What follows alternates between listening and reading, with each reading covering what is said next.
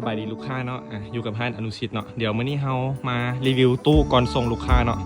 มื้อนี้ก็ออกไป2ชุดเนาะจะเป็นตัว River S15 เนาะแล้วก็ River รุ่น G12 เนาะ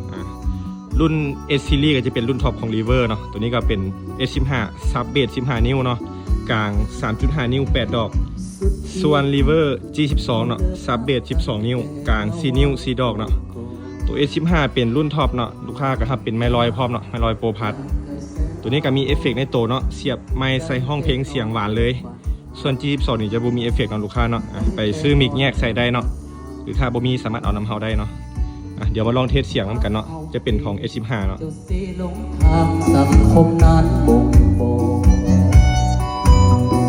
สายโลกเจ้าเทพลมลมนั้นสังคมว่าลำเขาให้หักสองของหักกันยืนนานหักยืนนานเอาไว้ตัว River ตระกูล S Series นี่ยอมรับเนาะว่าเสียงกลางแหลมนี่สุดยอดอีหลีเนาะนวลทรงพลังเนาะ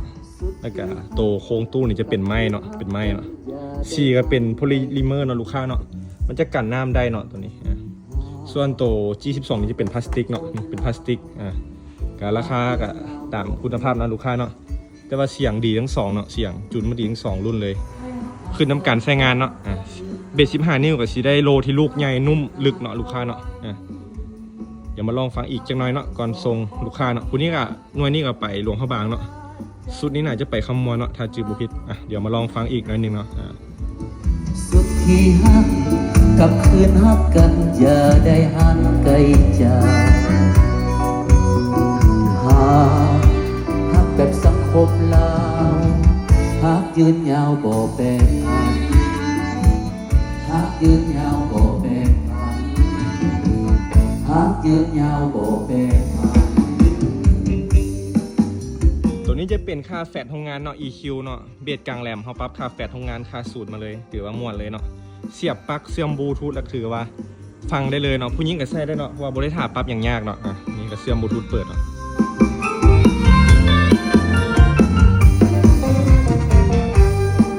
เที่ยวไปทั่วแคลิฟอร์เนีย